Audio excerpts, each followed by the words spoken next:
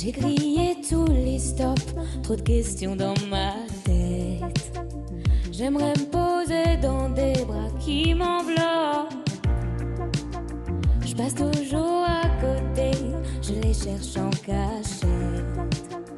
Dans mon horoscope, moi j'aimerais qu'on me dise mon avenir, qu'on me dise que des bonnes surprises et qu'on existe tous les deux. J'ai le cœur maladroit, j'ai pas le mode d'emploi pour une toi et moi, mon amour et mon karma. Il paraît que ça viendra, s'il te plaît, m'en veux pas, j'ai le cœur maladroit. Je ne connais pas la suite et mon cœur bat si vite, mon amour et mon karma. J'ai le cœur maladroit. Je suis plutôt raisonnable, sauf quand je pète un câble. Merci pour les fleurs laissées sur la table. Et si je les abîme, c'est parce que j'ai le cœur en zone inondable. Mais si jamais tu insistes, je t'emmènerai sur la piste, sans savoir danser. Ce n'est pas sans danger. J'ai le cœur maladroit, j'ai pas le mode d'emploi pour réunir toi et moi, mon amour et mon karma. Il paraît que ça viendra, s'il te plaît, m'en veux pas, j'ai le cœur maladroit. Je ne connais pas la suite et mon cœur bat si vite, mon amour et mon karma. J'ai le cœur maladroit. Et quand je pense avoir trouvé des bras qui pourraient m'envelopper, ça commence à durer, mais tout va recommencer. J'ai le cœur maladroit, j'ai pas le mode d'emploi pour aimer toi et moi, mon amour et mon karma. Il paraît que ça viendra, s'il te plaît, m'en veux pas, j'ai le cœur maladroit. Je ne connais pas la suite et mon cœur bat si vite, mon amour et mon karma. J'ai le cœur maladroit. La tournée de la Starac dans tous les zéniths de France, la sortie de plusieurs singles, la préparation de l'album qui va sortir à la fin du mois, la prépa de la tournée solo. Vous partez quand même en vacances? Oui. Non? si. Bah là, en ce moment, j'ai pas le temps, mais je vais me prévoir en juillet, août, vous allez partir en vacances. Ouais, je vais prendre un petit peu de temps en août. Mais alors, je voudrais savoir, vos patients qui attendent avec leur carie à Arras, est-ce que c'est terminé à jamais pour eux? Bah, j'espère qu'ils vont trouver un autre dentiste, quoi. Mais non, bah, oui, le but, c'est que ce soit terminé quand même. Parce que pour ceux qui ne savent pas, elle est dentiste. Ouais. Ouais, il me reste un petit truc à passer, une formalité, mais... La thèse, vous l'avez validée? Oui, non, mais justement, c'est ça. Il faut que... Donc, bon... Vous n'avez pas validé la thèse? Non, bah, j'ai pas eu le temps. J'ai été prise dans un château entre-temps, du coup, j'ai pas pu. Mais tu l'as validée, toi, ta thèse de dentiste? Non, alors non, je n'ai pas validé ma thèse de dentiste. Tu sais sur quoi elle était, la thèse de dentiste? J'ai envie de dire les dents. Non, alors pas... oui. Oui, les dents, mais plus précisément, l'incisive... Vous ne savez pas l'intitulé de votre thèse? Je vous laisse, Ah, l'incisive centrale et la thérapeutique de la dévitalisation. Oh, ah ouais, il y a de ça, ouais, carrément. C'est pas ça? Si. C'est ça? Mais c'est trop compliqué. L'incisive, c'est ça? Ouais, c'est ça, c'est la dent de devant du milieu. Ok, c'est ça d'ici. Et la dévitalisation, c'est répugnant. C'est répugnant, pourquoi? Bah ça fait mal. Ouais, bah normalement si l'anesthésie est bien faite, enfin bon c'est un autre sujet mais... Bah c'est passionnant si on faisait une interview Carrie. Mais oui, bah le but c'est de pas y retourner, j'avoue. Après si jamais un jour il faut, mais bon... Vous la passerez cette thèse? Ouais, quand même. C'est vrai? Ouais, bah j'ai pas envie d'avoir fait toutes ces études pour rien entre guillemets, et puis comme je dis, si jamais ça s'arrête, j'espère pas, mais on sait jamais. Et si vous chantez pendant 10 ans et qu'après vous avez envie de reprendre dentiste, est-ce que vous pourrez reprendre sachant que vous n'avez pas exercé pendant 10 ans? Oui, si j'ai passé ma thèse, ouais, je peux toujours exercer. Après c'est vrai que je manquerai un peu d'entraînement bah ouais, pour que je fasse quelque chose, je pense. Alors, vous pleurez vraiment tous les soirs à la Starac? Pendant l'émission? C'est ce qu'on m'a dit. Bah, sur scène. Hein. C'est vrai que c'est toujours hyper émouvant. Alors bon, ça va, j'arrive à canaliser maintenant, mais forcément, de rencontrer le public, c'est nouveau pour moi. Et quand je les entends chanter Ma Faute, en l'occurrence, par cœur, à fond, c'est fou. Ouais, c'est des émotions, c'est sûr, c'est hyper touchant. Mais après, ça va, je pleure pas tout le temps. Cœur maladroit, c'est devenu un hymne. À votre avis, pourquoi c'est devenu un hymne? Ouais, est-ce que c'est un hymne? Je sais pas, j'espère que ça va le devenir, mais je pense que c'est le but en fait que tout le monde puisse se reconnaître dedans, que ça parle à tout le monde, à tous les cœurs maladroits. Donc ouais, j'espère. C'est quoi un cœur maladroit? Bah, je pense que c'est surtout quelqu'un qui se cherche à mon âge, même si j'approche déjà la trentaine. Alors... bah, oui, on est tous en recherche, je pense, de qui on est, de ce qu'on veut. Et puis la maladresse, ça parle à tout le monde, les relations un peu foireuses. Voilà, je pense que ça peut toucher plein de gens. Alors l'album sort le 27 juin, 3 exclusivités ce soir, 3 chansons que personne n'a jamais entendues. Personne. Personne, enfin, c'est de mes parents, quoi. Oui, vos parents, moi tout à l'heure en répétition. Et puis votre maison de disques, on commence par celle qui ouvre l'album, écrite par Eddie de Pretto. Ça s'appelle Fille ordinaire, c'est ça. Je suis une fille ordinaire, remplie de vie et de colère. Je peux tout envoyer en l'air quand on me demande pourquoi. Je suis une fille populaire, avec l'accent et j'en suis fière. Le Nord n'est pas pour me déplaire, ça donne un je ne sais quoi. Donc une chanson écrite avec Eddie de Pretto. Comment ça s'est goupillé avec Eddie de Pretto? Bah, c'est vrai qu'en fait, c'est parti d'une vanne, parce que bah, cette photo, justement, elle date du dîner de la mode pour le SIDAction. Et en fait, il était à la table à côté de moi. Et moi, Eddie, c'est quelqu'un dont je suis fan depuis toujours. On l'écoute beaucoup avec mes parents. Et en fait, je me suis dit, allez, c'est maintenant, j'y vais, mais je suis allée au culot. Vous lui avez demandé? Ouais, j'ai dit une vanne, genre, excusez-moi, monsieur de Pretto, un featuring sur mon album. Et il m'a répondu, haha, dans ma tête, ça voulait dire c'est mort, en fait. Et la semaine d'après, il m'a envoyé un message et il m'a dit, on travaille ensemble et tout. Et c'est vrai qu'il est arrivé en studio, il m'a dit, écoute, j'ai pas trop regardé la Starac, mais c'est comme ça que je te vois. Et c'était cette chanson, en fait, Fille ordinaire, il me voyait comme ça. Donc, Qui vous colle parfaitement à la peau. Elle est super la chanson. Et on reconnaît vachement la patte d'Eddie de Pretto aussi. Ouais, bien sûr. Deuxième titre en exclusivité, vous allez l'interpréter tout à l'heure et on pourra la retrouver sur les réseaux, sur TF1+. C'est Dalida et c'est ça. Qu'est-ce qu'elle devient Dalida? Tu me demandes chaque fois. Pour moi aujourd'hui tout est là. J'aurais voulu que tu le vois. Les idées claires, mais dans le vent, il s'est froissé ton cerf-volant. J'ai fait les... C'est une chanson très particulière, est-ce que Ouais. vous pouvez nous dire pourquoi? Je crois, ouais, elle est hyper intime. Ça a été une des plus compliquées mentalement à faire. Enfin, je me livre beaucoup. Elle est très perso. Elles sont toutes perso, mais celle-là, elle me touche. Bah, en fait, je l'ai écrite pour ma grand-mère qui est atteinte de la maladie d'Alzheimer, du coup, depuis quelques années. Et au début, je voulais pas du tout en parler. J'étais dans un déni de non. J'étais un peu en colère et tout. Et puis après, en fait, j'étais en repas de famille avec elle. On était à la maison. Et puis elle adore Dalida, elle est fan depuis toujours, elle connaît toutes ses chansons par cœur. Et donc mon père, il passe un vinyle de Dalida et en fait, elle me regarde et elle me dit hyper premier degré, elle fait plus rien Dalida en ce moment. Et en fait, j'étais morte de rire et je savais même pas si je devais lui dire. J'ai pas osé lui dire, mais mamie, Vous elle lui est avez morte. pas dit? J'ai dit, bah, c'est vrai qu'on l'entend plus, je sais pas, peut-être elle va revenir, j'en sais rien. En fait, j'ai pas osé lui dire qu'elle était morte. Et du coup, bah, c'est parti de ça. Et en fait, je me suis dit, mais c'est énorme. Et je crois que c'est un sujet dont je voulais parler quand même finalement. Je me suis dit, bah, En tout cas, ça fait une très belle chanson, mais est-ce qu'elle a pu l'écouter, la chanson? bah en fait, ce qui est marrant, c'est qu'elle l'a écoutée et à la fin, elle me regarde et elle me dit « Mais elle est morte, Dalida !» Et du coup, Donc elle est au courant. je me suis dit bah, c'est exactement pour ça que je l'ai écrite, quoi. Du coup, c'est énorme. C'est qui les gens bien? Les gens bien, c'est tout le monde, hein. Je fais pas de préférence, mais c'est vrai que c'est les gens du Nord. Ah non, parce voilà, que- c'est les gens Oui. du Nord. Non, mais je voulais un peu dire que voilà, tout le monde est bien, mais en fait, oui, les gens bien, c'est les gens du Nord, bah forcément. Ils sont mieux. C'est ma région, donc je l'ai dans le cœur et je trouve que c'est des gens, ouais, hyper bienveillants, qui ont la chaleur dans le cœur et tout ça, quoi. Alors que les autres, non. Non! Extrait de la chanson Des gens bien. Qu'on est de famille avec toute la ville, qu'il y a trop de Kevin et qu'on devine qu'on est cousins. Mais moi je dis que les vrais amis sont ceux qui nous ressemblent. C'est parce qu'on a au fond du cœur ce qui nous rassemble. Les 206, les pneus qui crissent sur le parking de Béthune. Les gueules franches, mains sur les hanches, yeux dans les dunes. Et quand c'est gris, les jours de pluie et même les jours qui restent. La chanson est vraiment vachement bien. Parce qu'on n'a pas.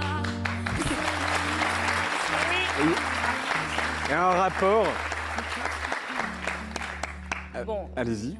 Ça joue un peu des clichés aussi. Oui, mais c'est pour ça qu'elle est rigolote. Une touche d'humour et désamorcer en parlant de la région. Ouais, je voulais faire quelque chose qui soit pas un hymne non plus, pas cliché, mais quelque chose de touchant. Je la trouve touchante, ouais. Et puis l'hymne, il existe déjà et vous l'avez Oui. vous l'avez chanté C'est au stade de Lens. On peut regarder les corons en hommage à Pierre Bachelet. C'était au stade Bollaert. C'est énorme. C'est fou, franchement. Je crois que c'est un souvenir très fort pour vous, ça. Ouais, c'est énorme, vraiment. C'est des émotions.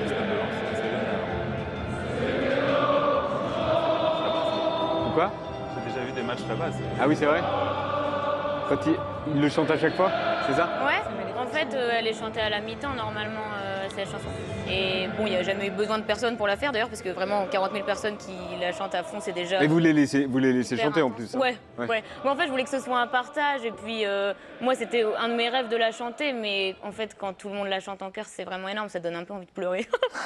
Ou alors, je fais une drama, parce que j'adore Non, en tout chanter. cas, ça fait des frissons. Non, ça donne envie de pleurer. Mais ça donne des frissons. Moi, quand je voyais les matchs là-bas à la mi-temps et que tout le monde les chantait, c'est un peu...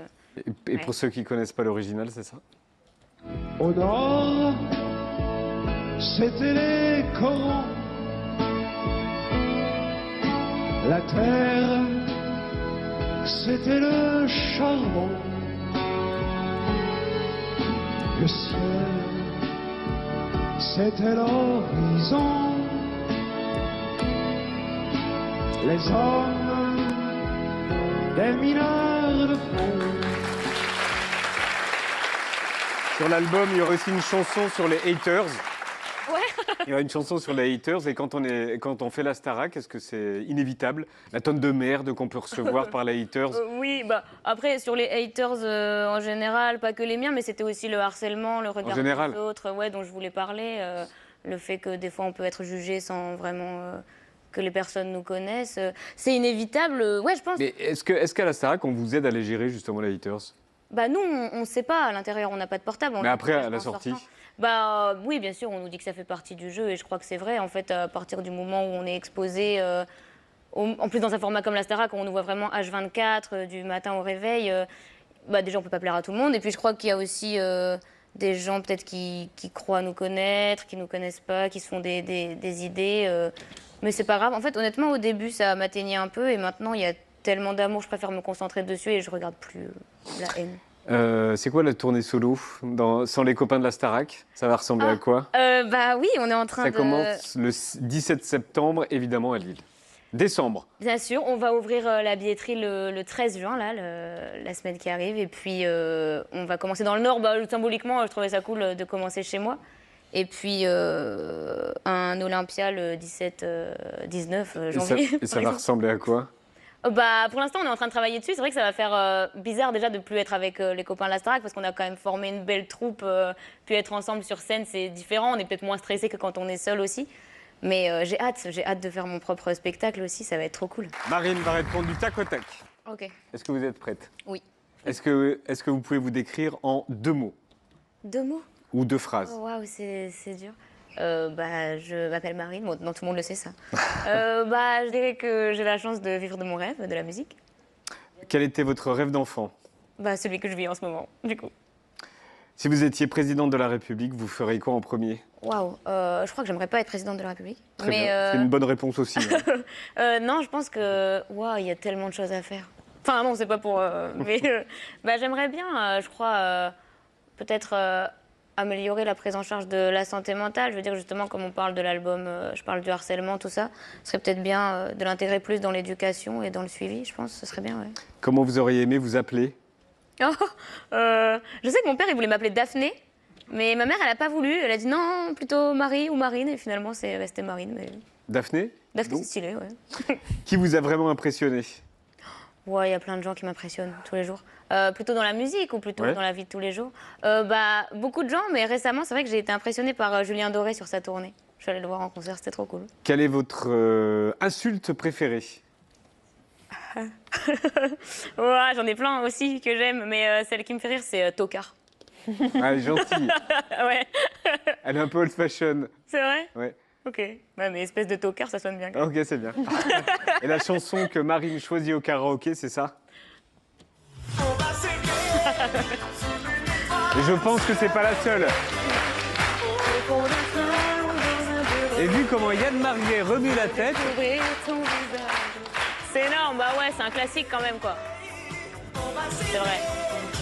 vu comment Yann Marguet remue la tête, je pense qu'il aurait choisi la même chanson. Vivement qu'on crève Yann Ça Marguet. fonctionne, ça fonctionne.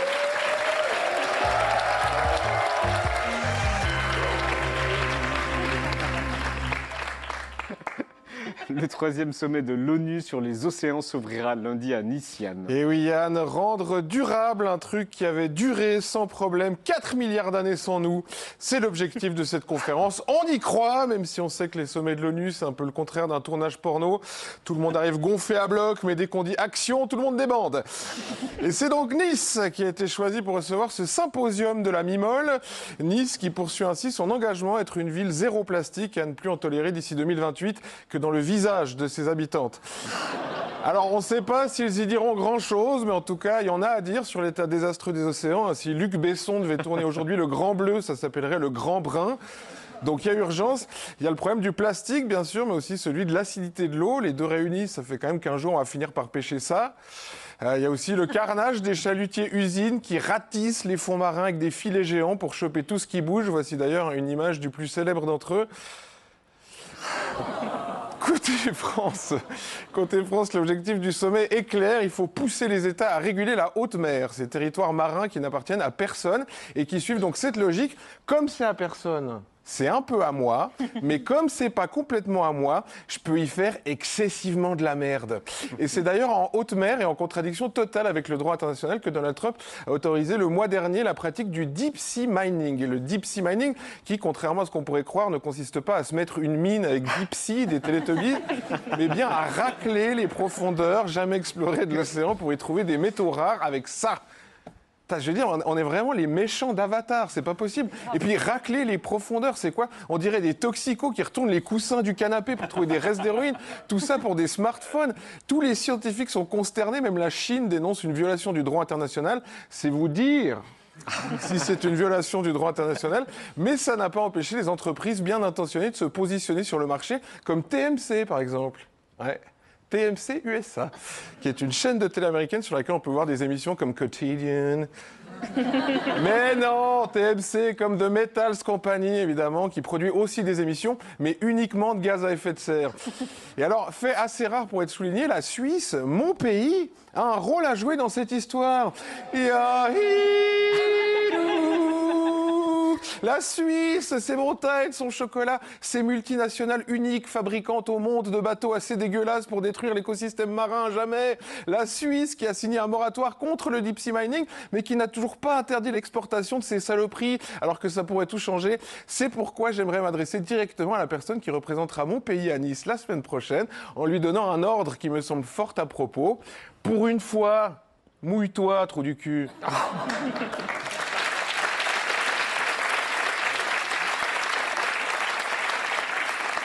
En 2024, la mer Méditerranée a atteint des températures allant jusqu'à 30 degrés, la qualifiant pour les annonces érotiques « Rencontre les mers les plus chaudes de ta région ». Quand on sait que les océans et les mers sont les plus grands régulateurs climatiques de la planète. Alors je ne vais pas vous laisser sur un diaporama de belles images des fonds marins avec une musique d'Eric Serra, mais je voulais quand même vous montrer ça. Ah, c'est une petite pieuvre avec des petites oreilles de petites souris. Et si cette petite chose dont on pourrait tirer 15 Pixar ne suffit pas à émerveiller les participants du sommet de Nice, on espère qu'ils se rappelleront que notre sort à nous aussi est lié à celui des océans. Sans ça, vivement qu'on crève, Yann Marguet. Merci Yann. Merci Marine. Vous allez rejoindre la scène de Quotidien parce que la sortie de l'album c'est le 27 juin, le début de la tournée c'est le 17 décembre à Lille et le 19 janvier à l'Olympia. Et puis le second live vous pouvez le trouver sur TF1+. Merci Marine, à bientôt. Quotidien revient lundi, salut.